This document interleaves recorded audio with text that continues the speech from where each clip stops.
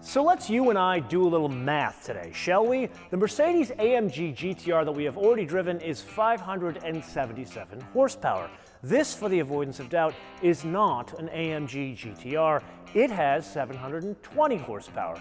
So let's take 720, subtract 577, and we arrive at 143. Then we take that 143, divide it by the original 577, and we arrive at 0.2483 something or other. Let's just round that up to 25, which brings us to the question that we must ponder today.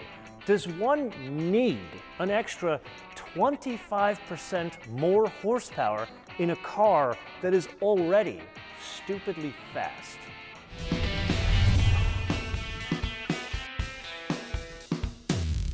Okay, so we already know the horsepower, but what about the torque? To understand that, we need to review that AMG GT-R again. That was 516 pound-feet of torque. This, 590 pound-feet of torque. Now, how do they make such drastic changes? Well, they could have taken that 4-liter twin-turbocharged V8, throw it out, come up with a new engine. That is very expensive. This is still the same 4-liter twin-turbocharged V8, but they made some significant changes to it. The first stop, one would think, is they could fool with the boost pressure. And yes, they did do that in the AMG GT-R. That makes do with a measly 19.6 psi. This is 24.6 psi. But that still does not get you to 720 horsepower. There, we have to go to a very large change at the bottom of the engine. And here, if one is familiar with Ferrari engines, or perhaps the dearly departed Mustang GT350, that had a different crankshaft. You see, most engines that we drive, V8s, in recent cars, even for many, many years, they have what's called a cross-plane crank. They look like this at the front because the lobes are offset. This, as well as the Ferraris and that Mustang GT350, that has a flat plane crank, meaning the lobes are all in a line. So if I were to put it on a table, it would sit flat on a table. Why is this important? Well, it changes the firing order, which does change the throttle response, which, if one is familiar with driving a Ferrari or that Mustang GT350, the sound is magnificent. Now, this differentiation of crankshaft design does beg the question, why do modern manufacturers mostly use a cross-plane crank as opposed to a flat plane crank? Well, there's the old argument of the cross-plane crank is smoother and better suited for daily uses. Then there's the very hard lesson that Ford learned that if not done right, there could be many warranty claims, which is why we have a Mach 1 today and no longer the clearly better Mustang GT350. Now, yeah, this is technically the same engine, but they changed the code. It's the M178LS2. I'll leave that there for now. So there's a number of things we're going to discuss throughout this episode, but one that relates to the engine, they update the transmission oil cooler. Then that does impact some of the other figures. Fuel economy, do we really need to discuss that? 15, 20, 17 combined. Then there are the performance figures. 0 to 60, 3.1 seconds, VMAX, 202. Now, before you and I dive off into the usual bolts and numbers, I need to say something. This sight picture, looking down that hood, it's like looking down the hood of the Batmobile. And I don't mean the Adam West Batmobile, I mean the Tim Burton Batmobile. With that, 3,616 pounds, or depending on how you express your weights and measures, 1,640 kilograms. And before you ask, that's within spitting distance of a 911 Turbo. Race mode. Oh yes, oh my God. Oh Jesus, that thing launches. God, this is magnificent. Jesus, you can feel that this is an old school equation, much like a Batmobile, probably the original 30s era Batmobile. You feel this thing is a rear drive vehicle. The way this thing delivers power, actually forget that. The way this sounds, that is unbelievable. God, the flat plane crank is ridiculous. Then there's the transmission, and here clearly a huge difference in the shift mapping. It's the same 7-speed dual-clutch transaxle that's in the back of other AMG GTs that you and I have driven, but this, it is so much more lively. I'd say it's not just the transmission itself, it's a combination of the shift mapping and that extra torque. Now, as you and I have learned over many years of doing this, you can't add that kind of power and not do anything to underneath the vehicle, even in a case like this where it was already pretty good. Wishbones in the front, wishbones in the back. But here they've done coilovers and they've added sway bars, both front and rear. But the sway bar in the front is carbon fiber and both are adjustable. Then there's the wheel bearings. Those come directly from AMG Motorsport.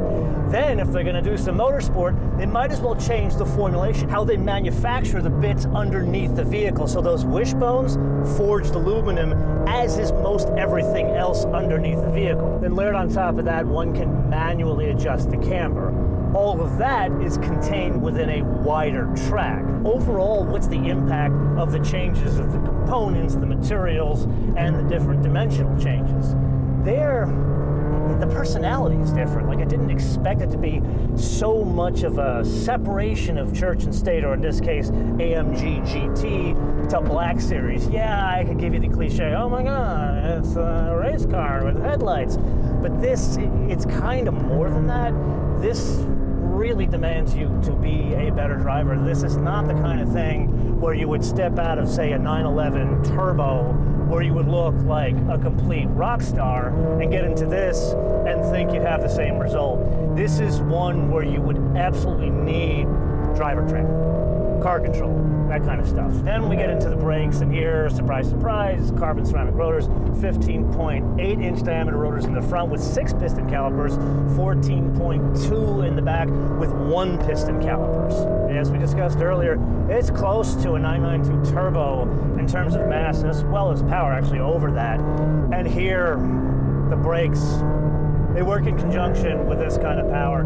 I would argue there is really good pedal feel, good feedback, and if one gets a bit aggressive in traffic, they're definitely grabby. But in their natural element, places like this or on a track, they are perfectly suited to this application. Yes, it is indeed that time again to play your favorite game, Mind the Absence game, with today's contestant, something incredibly special. The Mercedes AMG GT Black Series for a base price of, belt in, $325,000. Then we have to press on to the business of the color. You see, when one is considering something that has 720 horsepower and frankly is very limited production, one must consider a rather special color. And I would say AMG Magma Beam, that certainly qualifies as special. If I were to explain an orange car to you, it would sound horrific, but one must see it in person. Santa Maria Madre de Dios. This color is stunning, especially with all the carbon fiber bits. Even the rear hatch is carbon fiber. There are struts that support the weight of the rear hatch as well as the rear spoiler, but I digress. I would go so far as to saying it's almost worth the $9,900 option price. Then we get to the interior of the vehicle. Anything you want as long as it's black, but a huge note here. There are the orange bits on the inside, the trim pieces, like the contrast stitch or the stripes on the seats. That is fitted as standard no matter what the exterior color is. It's not something that comes with a $10,000 paint job. There is an option to have that all done in silver. Then there's the whole concept of some of the changes to the interior, like the door panels are all suede, and like something from Vlocht, it has a strap, not really a door handle. These are details that I am a sucker for. Then we press on to the carbon fiber door sills, which of course you have to have in something like this, $1,200. Then the indoor car cover, I've looked all around this vehicle and I cannot find it, $370. Then the keyless go, that is walking up to the car with a key in your pocket, door unlocks, you get in the car, that's optional. On a $325,000 car, $550. Then 3 individual options that are also oddly optional on a $325,000 car. The blind spot warning, $99. The lane keep assist, $99. And then work in conjunction with that, the lane tracing package code, $99. Then we go on to the carbon fiber matte crossbar. Now, I'm not mad at the $1,600, but if I spent 10 grand for the paint, can't I have like the orange thread in the carbon fiber? That would look magnificent. Then you must be punished. You see, you bought a 720 horsepower car when everybody else is buying electric cars, so the government, specifically the US government, they want to have a word with you, and they are going to fleece you for $1,000 for gas guzzler tax. Then the only other item we must pay extra for is the destination and handling von Sindelfingen in Deutschland for $1,050. I would like to point out that is $600 cheaper than the destination and handling for a Toyota Tundra from San Antonio, Texas. That brings us to the total retail price of $340,967.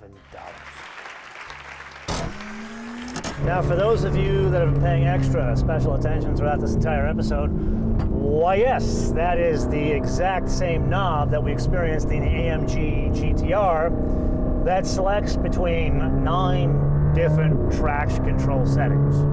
Now that's all fine and good, but really our exercise here is to understand what's different with the Black Series.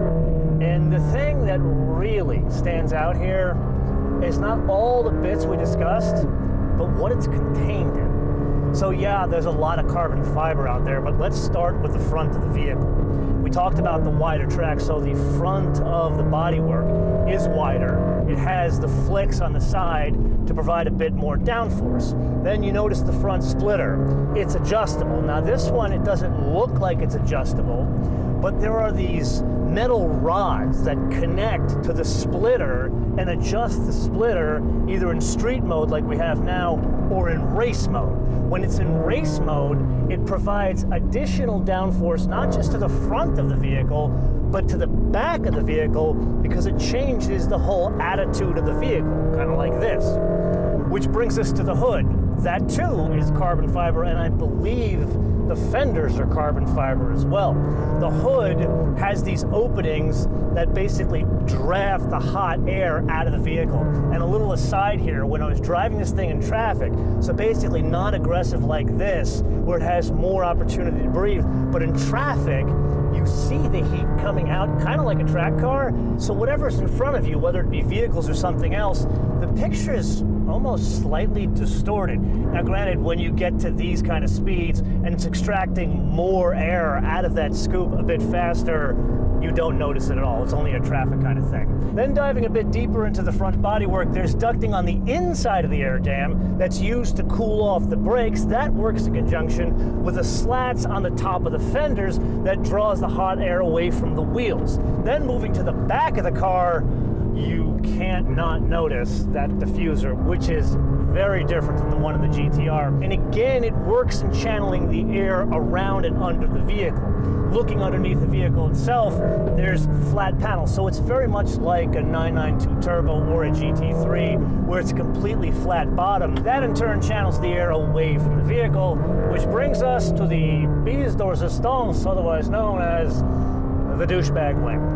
I personally do not like these things. You know me in GT3s, I like the Tourings, not the big wing there. But in a track car, I get why you would need it. So here, maybe I won't call it a douchebag wing because it is very flash. So as you can see, it's multi-level. It provides downforce that in combination with all the changes to the bodywork, as well as the flat paneling underneath the vehicle, 882 pounds of downforce at 155 miles an hour. That's what the engineers tell me. I'm sure it is something magnificent, even at lower speeds like this, because you can tell the car's more controlled. But the spoiler itself has a party trick. It's adjustable. But it's not just like adjustable when you go into different modes, like I'm in race mode. There's Sport Plus, there's Sport, there's all sorts of things. There's a manual adjustment. So again, like you're gonna adjust the camber or the sway bar up front on a track day, there is an adjustment that one can make on a track day back there. But then there's an automatic adjustment based on either the mode or the speed of the vehicle. So we can get into race mode, and then there's that little lip that pops up in race mode, but then comes down at 155 miles an hour. Now let's say for the sake of discussion, one would need hard braking, like this turn we got coming up here. I apply the brakes, the wing, at least that centerpiece, will come up no matter the mode or the speed of the vehicle. Now believe it or not, there are more changes to the vehicle, and that would fall under the heading of stiffening. So underneath the vehicle, remember we talked about the panels, there's carbon fiber stiffening throughout the underside of the vehicle. Like one example, the transmission mount, that is carbon fiber. Then the roof itself is also carbon fiber. Then there's a torque tube that is, according to the engineers, 40% lighter than the one in the GT-R, so it's what, 30 pounds. That's kind of incredible. Then the actual drive shaft itself, also carbon fiber. Okay, so if you've been paying attention, even amongst all the racket that engine has been making, what's the net of all these changes? Well, before I share that with you, I need to remind you of something. The wheelbase of this is longer than a 911 by about 6-7 inches. However, the overall length of the vehicle, it's almost spot on to a 911. So knowing that, an AMG GT, it always had that odd visual experience where you look at it and you think it's Cruella de Vil's vehicle because you're sitting way back over the rear wheels, which is not at all the experience that this vehicle gives off. In fact, it is a front mid-engine car, so it feels more neutral in the way it handles. But when one puts all of these changes we've discussed into the same vehicle, it no longer displays the characteristics, at least in driving dynamics after all the changes here, like an AMG. Instead, its characteristics in that same department are like something from Flocked. I don't know if that was the goal, but it's certainly the result. And so, two things. Number one, yes, one does need an extra 25% more horsepower in an already stupidly fast car. And number two, this a f***ing unicorn. Which brings us to the wish list, and here I have nothing. Why? Because this, it's not just special, it's an incredibly limited production car that will no longer be made anymore, and all the ones they made are already sold. This one that's been beat on by the folks like me is probably sold as well, and if it's not, I would cheerfully buy it at MSRP. So Mercedes-Benz North America, give me a call, being dead serious.